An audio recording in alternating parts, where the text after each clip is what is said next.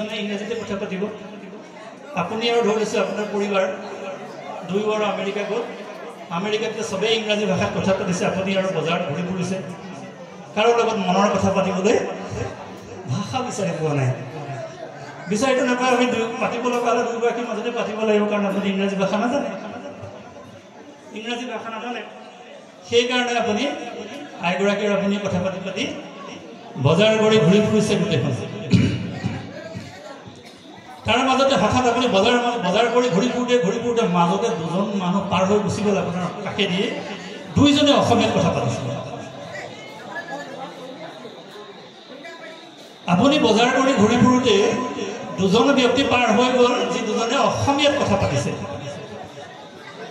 তেতিয়া আপোনাৰ মনটো কেনেকুৱা হ'ব বাৰু জোৰে বস্তু ততে এৰি এই মানুহকেইজনক বিচাৰিব লাগিছে তৎক্ষণাত আপোনাৰ মনটো যাব যে এই মানুহজন ক'ৰ মানুহ এইটো অসমৰ মানুহ হয় এই মানুহকেইজন পাৰ হৈ গ'ল যে এইকেইজন অসমৰ মানুহ মোৰ ঘৰৰ ওচৰৰ মানুহ হ'ব পাৰে বাকী বস্তু কিনো নিকিনো সেই মানুহকেইজন বিচৰাত আপুনি লাগি যাব কেলে সেই মানুহকেইজনে আপোনাৰ ভাষা পাতিছে আপোনাৰ যিটো ভাষাত আপুনি কথা পাতে সেই কথাটোৱে পাতি আছে সেইকাৰণে সেই মানুহকেইজনক পাবৰ কাৰণে আপুনি ভাবি লৈ গুচি গ'ল তত্ত্বক আপোনালোকে আজি ভাবক আপোনালোক ভাগৱতৰ ওচৰলৈ আহোঁ বুলি অহা নাই কাৰণ আপোনালোকক ভাগৱতে আকৰ্ষিত কৰিছে ক'ৰবাত নহয় কোনোবা জনমত আপুনি ভাগৱত কথা শুনিছে বা কৃষ্ণৰ কথা ক'ৰবাত নহয় ক'ৰবাত শুনিছে হয়তো বৃন্দাবনে আপোনালোকৰ তৃণ হৈছিল আমিও ভাবিছোঁ প্ৰভু ভগৱন্তৰ একেবাৰে কাষত নাপালেও চাগে তৃণ হিচাপে আছিলোঁ সেইকাৰণে কৃষ্ণৰ কথাবিলাক আমাৰ শুনিবলৈ খুব মন যায় সকলো মানুহ কিন্তু ইয়ালৈ আহিব নোৱাৰে কাৰণ যাৰ সেই ব্যৱস্থাটো আগত আছিল প্ৰভু ভগৱন্তৰ লগত কিবা নহয় কিবা সম্পৰ্ক আছিল যেনেকৈ তেওঁ নিজৰ মাতৃভাষাটো কোৱাৰ লগে লগে সেই মানুহজন বিচাৰিবৰ কাৰণে ভাৱমান হৈ গুচি গ'ল তদ্ৰূপ আমি ভাগৱতৰ কথা শুনিবৰ কাৰণে ভাবিত হৈ গুচি আহিছোঁ ই স্বভাৱগত ধৰ্ম তিনিটা উদাহৰণৰ যোগেদি আমি ক'ব পাৰোঁ পানী যদি আপুনি ইয়াত পেলাই দিয়ে সি ওপৰলৈ উঠি যোৱা দেখিছেনে কেতিয়াবা নাযায় পানী সদায় তললৈ গৈ যাব কাৰণ স্বভাৱগত ধৰ্ম তাৰ উৎপত্তিস্থল হৈছে সাগৰ সি সদায় সাগৰৰ ফালে যাব চাব পানী আপুনি ইয়াত পেলাওক খালত পৰিব খালত পৰি জানত পৰিব জানত পৰি নদীত পৰিব নদীত পৰি সাগৰ তাৰ উৎপত্তিস্থললৈ যাবলৈ সদায় বিচাৰি ফুৰে অগ্নি তলফালে গৈ থকা অগ্নি দেখিছে আপুনি অগ্নি সদায় সূৰ্যৰ পিনে আগবাঢ়িছে কাৰণ তাৰ অগ্নিৰ উৎপত্তি সূৰ্য হয়নে য'ৰ পৰা উৎপত্তি হৈছে এতিয়া আপোনাৰ সব ইয়াতে উঠি আহিছে এইকাৰণে উঠি আহিছে আপোনাৰ উৎপত্তিৰ কথাটো ইয়াত লিখা আছে চাগে আপোনাৰ ঠিকনাটো আজি পাই যাব চাগে ভাগৱতে দি দিব কিন্তু ভাগৱতত আপোনাৰ সম্পূৰ্ণ উত্তৰটো লিখা আছে আপোনাৰ ঠিকনা আপুনি ক'ৰ পৰা আহিলে কেতিয়া ক'ত আছে আৰু ক'লৈ যাব এইকেইটা প্ৰশ্ন আটাইতকৈ ডাঙৰ প্ৰশ্ন পৃথিৱীৰ একমাত্ৰ প্ৰশ্নটো মুখ্য প্ৰশ্ন মই কোন মই এতিয়া ক'ত মই কি কৰিব লাগিব 100 বছৰ পাছত মোৰ এড্ৰেছটো কি হ'ব মোৰ স্থায়ী ঠিকনা 100 বছৰ পাছত কি হ'ব মই ক'ত থাকিম এই সমস্ত কথাখিনি ইয়াত লিখা আছে সেই কথাখিনিকে প্ৰথম শ্লোকত প্ৰভু ভগৱন্তই ব্ৰহ্মা দিলে 2 নম্বৰ শ্লোকত দিলেগৈ মায়াৰ ধাৰণাটো অবস্তু দেখা বস্তু কয়াবৰি এহি হে মায়া জানানি স্থাবৰি নথাকি তো দেখি যেন চন্দ্ৰমা দূতয় থাকি তোৰাহুক যেন কেহুনে দেখয় এহি মতে মায়া কৰি ঈশ্বৰক আশাৰ বিষয় বস্তু দেখাও জীয়ক। 2 নম্বৰ শ্লোকত মায়াৰ সংজ্ঞা দিছে। মায়া কি বস্তু দিছে? অবস্তুক দেখাও বস্তুক আৱৰি আচল বস্তুটো ঢাকি পেলাই এটা এখন পৰ্দা সৃষ্টি কৰি এটা ভ্ৰম সৃষ্টি কৰি ৰাখে। মায়াৰ সংজ্ঞাটো আৰু অকণমান আগলৈ গৈ দিওঁ, যিটো উদাহৰণ অৰ্জুনক প্ৰভু ভগৱন্ত কৃষ্ণই দিছিল। মায়াটো এনেকুৱা, যেনেকৈ আপুনি ৰাতি কেতিয়াবা গাড়ী চলাই বা মটৰচাইকেল গৈ থাকোঁতে আপুনি হঠাৎ এডাল ৰছী দেখা পাই গ'ল ৰাস্তাতে টৰ্চৰ পোহৰত, অকণমান সময়ৰ কাৰণে সেই ৰছীডাল সাপৰ নিচিনা লাগি যায় আপোনাৰ। চাবচোন সকলোৰে হয়, টৰ্চ এটা মাৰিলেও দেখিলে আপুনি সাপৰ নিচিনা লাগি গ'ল, আৰু সেই মুহূৰ্তত সৰ্পৰ সমস্ত গুণ কিন্তু সেই তাত বিৰাজমান হৈ গৈছে। সাপটো যেনেকুৱা, সাপ যেনেকৈ থাকে, সাপৰ আকৃতি যেনেকুৱা, চব আপুনি এই ৰছীডালতে দেখা পাই যাব অকণমান সময়ৰ কাৰণে। তাৰ পাছত অকণমান বিশ্লেষণ কৰক, এইডাল সাপ হয় নে ৰছী নে সাপ? ভালকৈ চালে আপুনি দেখা পাব এইটো সাপ নহয়, ৰছীহে। তদ্ৰুপ আমি সমস্ত কিন্তু জীৱ প্ৰভু ভগৱন্তৰ অংশ, কিন্তু আমাৰ এনেকুৱা লাগে এয়া যেন মোৰ মাতৃ, এয়া মোৰ ভাতৃ, এয়া মোৰ পত্নী, এয়া মোৰ পুত্ৰ, এইবিলাকৰ নিচিনা কিন্তু লাগি থাকে আমাৰ মনত। কিন্তু এইবিলাক নহয়। সেইকাৰণে অৰ্জুনক কৈছে, অৰ্জুন তুমিনো ইমান দুখ কেলে কৰিছা? পৃথিৱীলৈ তুমিনো কি হেৰুৱাইছা? যিটো বস্তু তুমি পৃথিৱীত লৈ আহিছিলা, কিবা এটা তুমি লৈ আহিছিলা নেকি? হেৰুৱাইছা, কান্দিছা যে তুমি? যিমান বস্তু পাইছা পৃথিৱীত পাইছা, হয় নহয় কওক? যিমান বস্তু পাইছা কিন্তু পৃথিৱীত তুমি লাভ কৰিছা বেলেগৰ পৰা। সেইকাৰণে আমি সকলোৱে ধৰুৱা, দেৱঋণ, ঋষিঋণ, পিতৃঋণ আদি দিনত আমি সদায় ধৰুৱা, জন্ম হৈয়ে ধৰুৱা। আমি পিতৃৰ ঔৰস লৈ আমি জন্ম হৈছোঁ। বেদ ঋষিমুনিসকলে সৃষ্টি কৰিছোঁ, আমি বেদৰ বাণীসমূহ আমি কৰিছোঁ, আমি লিখা নাই, আমি ধৰুৱা নহয়। অন্যান্য দেৱ দেৱতাৰ আমি আশীষ লৈ থকা নাই। সূৰ্যৰ পোহৰ, বৰষুণ ইত্যাদি এই ঋণবিলাক আমাৰ মাজত জানো নাই? আছে। হে অৰ্জুন, তুমি একো বস্তু লৈ অহা নাই। যিটো বস্তু তুমি কান্দিব লাগে, হেৰুৱা লাগে, হেৰালে বুলি তুমি কান্দিব নালাগে। সেইকাৰণে 2 নম্বৰ শ্লোকত মায়াৰ সংজ্ঞা দিছে। মায়াৰ সংজ্ঞাটো তাৰ পাছৰ উদাহৰণটো বেলেগৈ, যেনেকৈ আপুনি এটা খুব মানে সুত নথকা ফটফটীয়া পুখুৰীত যেতিয়া জোনাক ৰাতি, আজি জোনাক ৰাতি, খুব ধুনীয়া সূৰ্যৰ মানে জোনৰ পোহৰটো উদ্ভাসিত হৈ আছে, এনেকুৱা লাগিছে যেন বৃন্দাবনত কৃষ্ণই ৰাসলীলাৰ কৰাৰ পৰিৱেশ। আৰু এই মুহূৰ্তত আজি কলিৰ আমি আটাইতকৈ উৎকৃষ্ট কৃষ্ণৰ কথা শুনি আছোঁ। আৰু যিবা জানো পোৱা হৈছে, চেষ্টা কৰা হৈছে। গতিকে সেই যে মানে খুব সুন্দৰ পুখুৰীটোত আপুনি 2টা ছন্দ দেখিবলৈ পাব। আচল ছন্দ তাত আছে আৰু ইয়াতে প্ৰতিবিম্ব। আপোনাৰ 2টা লাগি যাব, কিন্তু 2টাটো নহয়। আৰু এই কথাটো আটাইতকৈ বেছি সুন্দৰকৈ দেখিবলৈ পাব আপুনি সাগৰৰ কাষত যেতিয়া আপুনি চাব, তেতিয়া আপুনি 2টা সূৰ্য দেখে, কেতিয়াবা 2টা সূৰ্য দেখে আৰু কেতিয়াবা 2টা চন্দ্ৰও দেখা যায়। সেইকাৰণে মায়াৰটো এনেকুৱা, আচল বস্তুটো আঁতৰাই মিছা বস্তু এটাক তোমাৰ চকুৰ আগত দাঙি ধৰিব। এইটো হৈছে মায়া, 2 নম্বৰ শ্লোকত দিছে। সেইকাৰণে সেই মায়াৰ মূল উদ্দেশ্যটো হৈছে আচল বস্তু ঈশ্বৰ প্ৰভু ভগৱন্তক আঁতৰাই পেলাই আশাৰ বিষয়খনক আমাৰ বেছি প্ৰগ্ৰাহ, অৰ্থাৎ সুন্দৰ ৰূপত, পৰিস্ফুট ৰূপত দেখুৱাই থাকে। সেইকাৰণে আমি এই মায়াৰ ভেদখন যেতিয়ালৈকে আমি চেক কৰিব নোৱাৰোঁ, প্ৰভু ভগৱন্তক দেখা পোৱাটো সম্ভৱ নহ'ব। 2 নম্বৰ শ্লোকত দিলেগৈ। তেতিয়া 3 নম্বৰ শ্লোকত ক'লেগৈ, 3 নম্বৰ শ্লোকত তেনেকৈ যেন পঞ্চভূতে কৰি আনি বাস স্থাৱৰ জংগম সদা কৰো প্ৰকাশ। মই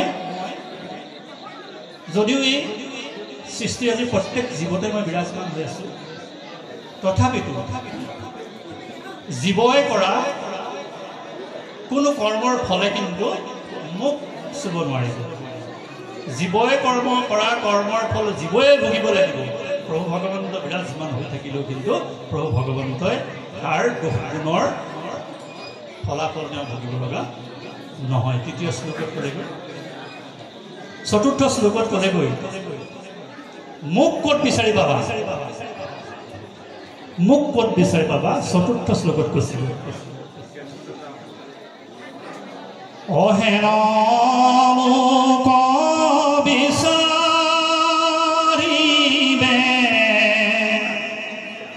সাধুৰ সংগত,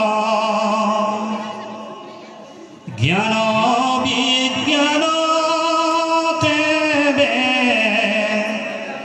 হৈবে কবে কত, শ্ৰৱণ কীৰ্তন মোৰ ৰহস্য ভকতি, আকেশে কৰিবা মাত্ৰ বিবক্ষা সম্প্ৰতি। কৈছে গৈ কি বুলি, হেন মোক বিচাৰিলে সাধুৰ সংগত। মোক বিচাৰি পোৱাৰ একমাত্ৰ জেগাটো হৈছে সাধুৰ সংগ। সেইকাৰণে আমি কলিযুগত আটাইতকৈ শ্ৰেষ্ঠতম জেগা বুলি সাধুৰ সংগ বুলি কৈছোঁ। আজি প্ৰভু ভগৱন্ত এইখিনিতে আছে, ইয়াত বিদ্যমান হৈ আছে প্ৰভু ভগৱন্ত। আৰু মোক যদি বিচাৰিব খুজিছে যে সাধুৰ সংগত বিচাৰিবা। সাধুৰ সংগত আশ্চৰ্য মহিমা আছে। এবাৰ যদি আপুনি সাধুৰ সংগলৈ আহিবলৈ আৰম্ভ কৰিছে, তেতিয়া আৰু আপুনি গম পাব প্ৰভু ভগৱন্তৰ কৃপা দিনক দিনে আপুনি লাভ কৰি গৈ থাকিব। এটা সাধাৰণ উদাহৰণ দিয়া হৈছে, আমাৰ যিটো গোবৰুৱা, গোবৰুৱা দেখিছেনে? গোবৰুৱাইটো গোবৰতে সদায় জীৱন কটাই থাকে। আৰু মৌৱে কি কৰে, ফুলৰ ৰস খাই ঘূৰি ফুৰে। এদিন মৌৱে ক'লে, হেৰ গোবৰুৱাকে, তইনো কিমান আৰু গোবৰকে খাই থাকিবি, মোৰ লগত এদিন ওলাবিচোন, ফুলৰ ৰস খানকৈ ওলাবি, বৰ ভাল পাবি। ফুলৰ ৰস খালে তই সদায় গোবৰ খাই খাই থকা এটা গোবৰুৱা হৈ ফুলৰ ৰস যদি কিবা কাৰণত খাবলৈ পাওঁ এবাৰ, তোৰ জীৱন ধন্য হৈ যাবি, ওলাবিচোন। কোনে ক'লে? মৌৱে ক'লে। কাক ক'লে? গোবৰুৱাটোক ক'লে। গোবৰুৱাই ভাবিলে, বাৰু যে কাইলৈ ওলাবি দে, মই কিমান গোবৰকে খাম, আজি তোৰ লগতে গৈ কাইলৈ মই মৌ খাবলৈ যাম, ফুলৰ মৌ খাবলৈ। দুইটা উৰি গ'ল। আৰু ভোমোৰা উৰি গৈছে আৰু মৌ উৰি গৈছে আৰু গোবৰুৱা উৰি গৈছে। গৈ গৈ পেলাই ফুলত পৰিলৈ, মৌৱে ফুলৰ ৰস খাই আছে, গোবৰুৱাইও এপাহ ফুলত পৰি গ'লগৈ। পৰি গৈ ফুলৰ ৰস খাবলৈ আৰম্ভ কৰিলে। ইমান দিন গোবৰ খাই থকা গোবৰুৱাই এবাৰে ফুলৰ ৰস খাবলৈ পায়। ইমানেই ফুলৰ ৰস খালে, খাই খাই ফুলপাহতেই টোপনি গ'ল। আৰু ৰাতি সেই ফুলপাহ জাপ খাই গুচি গ'ল। কলিবোৰ জাপ খাই গুচি গ'ল। গোবৰুৱা তাতেই সোমাই থাকিলে। ৰাতি আৰু ঘৰলৈ অহা নহ'ল। আৰু মৌ আহি ঘৰ পালেহি। আৰু পাছদিনা আকৌ বিক্ৰমাদিত্য ৰজাই পূজা কৰিবৰ কাৰণে ফুল লাগে। আৰু মালিক গৈ পেলাই ফুলপাহ আনিবলৈ পঠিয়ালে। যিপাহ ফুলত গোবৰুৱা পৰি আছে, সেইপাহ ফুলকে ছিঙি আনিলে। ছিঙি আনি পূজা পাতলৰ ব্যৱস্থাৰে পূজা পাতল কৰা হ'ল। পূজা পাতল কৰাৰ পাছত সেই ফুল নদীত বিসৰ্জন দিয়া হয়। আৰু নদীত বিসৰ্জন যেতিয়া দিলে, পানীত পৰাৰ লগে লগে আকৌ ফুলৰ পাহিবোৰ মেল খাই গ'ল। গোবৰুৱা ওলাই উৰি ঘৰ পালেহি। তাৰ পাছত মৌক লগ পাই কৈছে, সাধুৰ সংগত কৰিলো সজ কথা শিকিলো মধুক কৰিলো পান বিক্ৰমাদিত্য হেন ৰজাৰ শিৰে বহি মই গংগাত কৰিলো স্নান সাধুৰ সংগত কৰিলো সজ কথা শিকিলো মধুক কৰিলো পান মই গোবৰুৱা হৈ গোবৰ খাই খাই আছিলো আৰু সাধুৰ সংগৰ যোগেদি মই সজ কথা উপদেশ লৈ মধুক কৰিলো পান আৰু লাপিলোপা ৰজাৰো নহয় বিক্ৰমাদিত্য হেন ৰজাৰ শিৰে বহি মই গংগাত কৰিলো স্নান গংগাত স্নান কৰি আহিলো আৰম্ভণি য'ৰ পৰা হৈছে সাধুৰ সংগৰ পৰা সেইকাৰণে প্ৰভু ভগৱন্তই কৈছে হেন লোক বিচাৰিলে সাধুৰ সংগত জ্ঞান বিজ্ঞান হৈবে তেহতে বেকত জ্ঞান বিজ্ঞান তেতিয়া তোমাৰ বেকত হৈ যাব সাধুৰ সংগত তুমি মোক বিচাৰিবা আৰু দুটা তাৰ ব্যৱস্থা ৰখা হৈছে সাধুৰ সংগত শ্ৰৱণ কীৰ্তন ৰহস্য ভকতি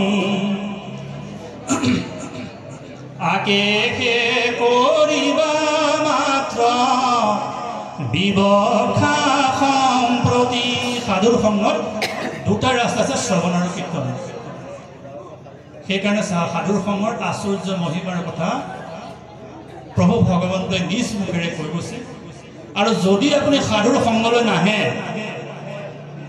তেতিয়া কি হ'ব যেনেকৈ আপুনি পাহাৰত গাড়ী চলাই গৈ আছে পাহাৰত গাড়ী চলাই গৈ থাকোঁতে আপুনি যিমান দেৰিলৈকে এক্সিলেটৰ দবাই থাকিব সিমান দূৰলৈকে আপোনাৰ ওপৰলৈ উঠি গৈ থাকিব এক্সিলেটৰ বন্ধ কৰি দিয়াৰ লগে লগে ব্ৰেক গিয়াৰ লগাব নালাগে আৰু ব্ৰেক গিয়াৰ লগাব লাগিব জানো নিজে খালত পৰিব এক্সিলেটৰ বন্ধ কৰি দিলে কিন্তু আপোনাৰ গাড়ী খালত পৰিব আপুনি যদি সাধুৰ সংগলৈ নাই অহা তেতিয়া আপুনি দুষ্টৰ সং বিচাৰিব কিন্তু নালাগে দুষ্টৰ সংটো আপুনি পাই যাব গতিকে সদায় চেষ্টা কৰিম আমি সাধুৰ সংগলৈ আহিবৰ কাৰণে সাধুৰ সংগত কৃষ্ণৰ কথা শুনিবৰ কাৰণে এই চাৰিটা শ্লোকতে ভাগৱত দিছে তেতিয়া কৈছে এহি মতে চাৰি শ্লোকে কৈলো ভাগৱত মোৰ আশীৰ্বাদে হবে হৈব কণ্ঠাগত প্ৰভু ভগৱন্তই কৈছে তোমাক এই চাৰিটা শ্লোকত ভাগৱত দিছোঁ আৰু মই আশীৰ্বাদ কৰিছোঁ তুমি সেই চাৰিটা শ্লোকৰ যোগেদি তোমাৰ যি চাৰিটা শ্লোকৰ মহত্ব সেই মই আশীৰ্বাদ কৰিছোঁ এই মহত্বৰ যোগেদি তুমি আগবাঢ়ি যাব পাৰিবা আৰু এই চাৰিটা শ্লোকৰ ভাগৱতৰ পৰাই আহি দ্বাদশ স্কন্ধ ভাগৱত হৈছে ইয়াত 335টা অধ্যায় আছে আৰু ইয়াত 10টা লক্ষণৰ কথা কোৱা হৈছে 10টা লক্ষণ প্ৰথম আৰু দ্বিতীয় স্কন্ধ ভাগৱতত অধিকাৰ গঠনৰ কথা কোৱা হৈছে কোনে কোনে ভাগৱত ক'ব পাৰিব কোনে কোনে ভাগৱত শুনাৰ অধিকাৰ আছে আৰু ইয়াত ভাগৱত শুনিবৰ কাৰণে কি কি নালাগে কি কি কোৱালিফিকেশ্যন থাকিব লাগিব কেইটামান কোৱালিফিকেশ্যন আপোনাৰ আগতে থাকিব লাগে যেনে আপোনাৰ কেইটামান বস্তু গাৰ পৰা আঁতৰি থাকিব লাগে জাত্যাভিমান থাকিব নালাগে জ্ঞানাভিমান থাকিব নালাগে ধনৰ অভিমান থাকিব নালাগে ৰূপৰ অভিমান থাকিব নালাগে এইকেইটা যদি আপুনি লৈ পেলাই নামঘৰত প্ৰৱেশ কৰিছে তেন্তে আপুনি ভাগৱত বুজিব নোৱাৰিব বুলি কৈছে ভাগৱত বুজাৰ কাৰণে এইকেইটা বস্তু কিন্তু নামঘৰৰ বাটচৰাৰ আগতে আপুনি আহিব লাগিব সেইকাৰণে মহাপুৰুষ গুৰুজনাই আমাৰ নামঘৰত এনে এখন আসন তৈয়াৰ কৰা যিখন আমাৰ আনজনতকৈ ওখ আসন সকলোৰে আসন সমান ইয়াত কোনো জাতৰ ওপৰত ভেদ কৰি বৰ্ণৰ ওপৰত ভেদ কৰি কাকো আসন দিয়া নহয় আৰু এই ধৰণে যদি আপুনি শ্ৰৱণ কীৰ্তন কৰিব তেতিয়া আপুনি লাহে লাহে ভক্তিৰ দুৱাৰখন আপুনি খোল খাই যাব আৰু মহাপুৰুষ গুৰুজনাই ইমানেই কৃপালু ভাগৱতত ইমান সহজ সৰল ভাষাৰে কথাবিলাক কোৱা হৈছে যে একদম সহজ এজন ব্যক্তিও একেবাৰে সৰল একেবাৰে সহা এজন ব্যক্তিও ইয়াৰ অৰ্থ খুব সহজেই অনুভৱ কৰিব পাৰিব আৰু সেই ভাগৱতৰ অৰ্থ কিন্তু অনুভৱৰ স্তৰলৈ লৈ যাব লাগিব সেইকাৰণে আমি ইয়াতে সোধা কোৱা হৈছে আজি চৌপাশে ভাগৱত হৈছে বিপ্লৱ হৈছে তথাপিতো কিছু কিছু ক্ষেত্ৰত আমি কিন্তু সাৱধান হোৱাৰ প্ৰয়োজন যেনে আমি কেইবা জেগাতো গৈ শুনিছোঁ যে নামঘৰৰ বাউণ্ডেৰীটো বনাবৰ কাৰণে বছৰ ভাগৱত ভাগ পতা হৈছে আৰু নামঘৰৰ বাউণ্ডেৰীটো বনাবৰ কাৰণে ভাগৱত ভাগ যদি ভাবিছে যেনেকৈ শৃগালক লাগি সিংহ নেমেলিবা শিয়াল মানে কুকুৰক লাগি সিংহ নেমেলিবা নহয় শিয়ালক লাগি সিংহ নেমেলিবা কুকুৰে খেলাই দিব পাৰে গতিকে শিয়াল যদি হৈছে গতিকে তাৰ কাৰণে আমি সিংহ মেলাৰ কোনো প্ৰয়োজন নাই কোনেই পাৰে কুকুৰে খেদাব পাৰে গতিকে এই উদ্দেশ্যবিলাক আমাৰ হ'ব নালাগে 2 নম্বৰ কথা হৈছে গাঁৱত ভাগৱত এদিন কৰিলেই নহ'ব আপুনি ডক্টৰৰ ওচৰলৈ গ'ল দৰৱ লিখি দিলে যে আপোনাক কৈ দিয়া হ'ব যে ৰাতিপুৱা এটা দুপৰীয়া এটা গধূলি এটা বা ৰাতিপুৱা এটা গধূলি এটা সেইটোকে নকৰি আপুনি গোটেই দৰৱখিনি একেবাৰতে খাই দিব তেতিয়াওতো বেমাৰ ভাল নহ'ব গতিকে ব্যৱস্থাটো আছে নিত্য নৈতিকভাৱে সদায় ভাগৱতৰ কথা আপুনি এটা হ'লেও শ্লোক এটা হ'লেও পদ নিতৌ গাব আপুনি যদি বছৰেকত বোলে গোটাই আৰু 7 দিন একেলেঠাৰি ভাগৱত পঢ়ি আছে আৰু তাৰ পৰা বোলে কোনোদিন ভাগৱতৰ কোনো চৰ্চা তেতিয়া কিন্তু নহ'ব গতিকে আমি নিত্য নৈমিত্তিক কৰিব লাগিব আৰু ঘৰখনতো এই অভ্যাসটো গ্ৰহণ কৰাৰ কাৰণে ব্যৱস্থা আছে আমি সময়ত পাঠত ওলাবগৈ ইয়াতে আমি এই কথাষাৰ এইকাৰণে অৱগত কৰিলোঁ এই পাতনিয়ে মেলা হৈছে সময়ে সময়ে ইয়াৰ উত্তৰবিলাক ভাগৱতে দি যাব আমি লগে লগে ক'ব যাম আৰু তাৰ আগমতত আজি খুব ধুনীয়াকৈ পৰীক্ষিতে মানে কলিৰ নিগ্ৰহৰ কথাবিলাকো কৈ গৈছে কলি ক'ত ক'ত থাকিব এই বিষয়ে কৰিব ইতিমধ্যে আমি আকৌ ঘূৰি নাযাওঁ বুলি ভাবিছোঁ গতিকে পাঠে পাঠে পদে পদে আমি আগবাঢ়ি যোৱাৰ কথা ভবা হৈছে যুৱক যুৱতীসকলক এই কথাকেইটা কোৱাৰ এটাই অৰ্থ যে আপুনি শুনিলেই নহ'ব শুনাৰ পাছত আপুনি অনুভৱৰ স্তৰলৈ নিব লাগিব অনুভৱৰ স্তৰলৈ নিবৰ কাৰণে আপুনি অৰ্থটো উপলব্ধি কৰিব পাৰিব লাগিব যদি অৰ্থটো আপুনি নুবুজে তেন্তে আপুনি অনুভৱৰ স্তৰলৈ নিব নোৱাৰে যেনে মই যদি বাপজনক কওঁ যে বাপ অকণমান এৰেকা কেটেছোঁ দিয়কচোন শুনিছেনে সবেই মোক অকণমান এৰেকা কেটেছোঁ আনকচোন কোনোবা এজনে পাৰিবনি আনি দিব এৰেকা কেটেছোঁ কিন্তু কোনো মানে দিব নোৱাৰে কাৰণ ইয়াৰ এৰেকা কেটেছোঁ মানে কি বুজি নাপায় এৰেকা কেটেছোঁ হৈছে তামোলৰ বৈজ্ঞানিক নাম আপুনি অৰ্থটো নুবুজালৈকে আপোনাৰ ব্যক্তিগত জীৱনত আপুনি প্ৰয়োগেই কৰিব নোৱাৰিব সেইকাৰণে আমি ইয়াৰ অৰ্থটো উপলব্ধি কৰাৰ প্ৰয়োজন উপলব্ধি কৰিবৰ কাৰণে হৈছে আপোনাৰ মনত যদি কিবা সংশয় হয় ইমান সৰল সহজ সৰল ভাষাৰে কোৱা হৈছে গতিকে সেই অৰ্থটো আপুনি উপলব্ধি কৰিব লাগিব আৰু অৰ্থটো যদি বুজা নাই তেন্তে ইয়াত আপুনি সুধিব পাৰিব প্ৰশ্ন সোধাৰ অৱকাশ আছে প্ৰশ্ন কিন্তু 3 প্ৰকাৰৰ প্ৰশ্ন আছে 3 প্ৰকাৰৰ প্ৰশ্ন হৃদয় হয় 3জন মানুহে প্ৰশ্ন সোধে সমাজত 1 নম্বৰ প্ৰশ্নটো হৈছে যিজনে নাজানে জানিবৰ কাৰণে চেষ্টা কৰি এটা প্ৰশ্ন সোধে জিজ্ঞাসুজনে প্ৰশ্ন সোধে 2 নম্বৰত এনেকুৱা কিছুমান ব্যক্তি থাকে যি প্ৰশ্নটোৰ উত্তৰ নিজে জানে তেওঁ জানে নাই সুধিব টেষ্ট কৰিবৰ কাৰণে প্ৰশ্ন সোধে সেইটো প্ৰশ্ন হ'ব নালাগে আৰু কিছু লোকে তেওঁৰ সমাজত যে আছে সেইটোৰ কাৰণে প্ৰশ্ন সোধে কিবা এটা সুধিব লাগে এইকাৰণে সোধে গতিকে আপোনাৰ মনত সংশয় যদি উদয় হৈছে কিবা যদি আপুনি জানিব খুজিছে নিশ্চয়কৈ আমি উত্তৰ দিব নোৱাৰোঁ আমি ক'লোৱে ভাগৱতে উত্তৰ দিব আমি খালি কৈহে দিব পাৰিম যে আপোনালোকৰ এই অধ্যায়ত এনেধৰণে কিন্তু ভাগৱতে কৈছে এনেকুৱা কোনো ব্যাখ্যাকাৰৰ জন্ম হোৱা নাই বা আলোচকৰ জন্ম হোৱা নাই